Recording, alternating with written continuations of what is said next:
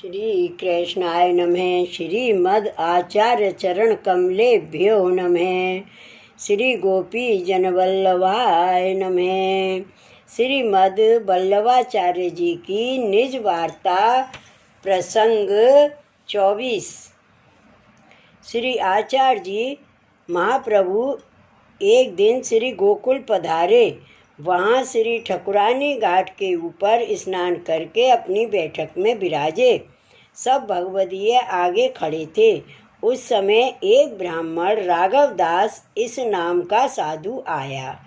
वह पूजा मार्गी था। उसने श्री यमुना जी में स्नान कर अपनी पूजा खोली। उसके पास एक बंटा था। उसमें एक स्वरूप श्री ठाकुर जी का था, एक श्री शालिग्राम जी का स्वरूप था। वह धरकर ब्राह्मण पूजा करने को बैठा।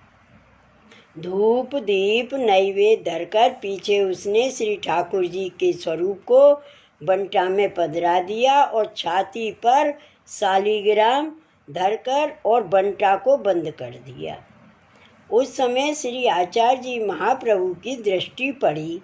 तब दामोदर दास हर्षानी से कहा कि तुम इस ब्राह्मण से कहो कि तुम शालिग्राम को अलग धरो, श्री ठाकुर जी के ऊपर मत धरो। दामोदर दास ने उससे कहा। उस ब्राह्मण ने कहा, महाराज अब ये कुछ ठाकुर नहीं रहे। श्री ठाकुर जी तो मैंने विसर्जन कर दिए। तब श्री आचार्य जी ने श्रीमुख से कहा, अरे भगवत स्वरूप तो है। किंतु उस ब्राह्मण ने नहीं माना। वह अपनी पूजा को साथ बांधकर चल दिया। उसने दूसरे दिन फिर उसी स्थान पर आया। स्नान करके जैसे प्रतिदिन पूजा करता था वैसे ही फिर करने को तैयार हुआ। उसी समय श्री आचार्य जी संध्या बंदन कर रहे थे। जब उस ब्राह्मण ने बंटा खोला तो देखता है कि श्री ठाकुर जी पौड़े हैं और शालिग्राम के टूक टूक हो गए हैं। यह देखकर वह बहुत दुखी हुआ।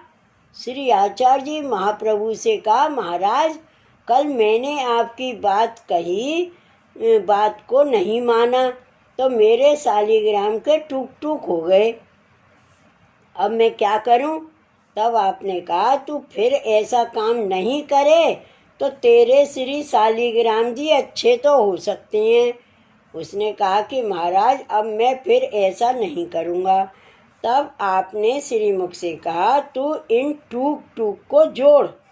उस ब्राह्मण ने उन टूक टूक को जोड़े। तब आपने कहा, तू इनके ऊपर यमुना जल डाल। उसने श्री शालिग्राम जी के ऊपर श्री यमुना जल डाला। वे शालिग्राम जैसे थे वैसे हो गए। ऐसे श्री आचार्य जी महाप्रभु ने अपने सेवक देवी जीवों को अपना महात्म दिखाया। इस प्रकार अपने सेवकों के ऊपर आप कृपा करते थे। श्री वल्लभाधीश की जय। श्री गोकुलनाथ की जय। जय जय श्री गोखले, जय जय श्री गोखले।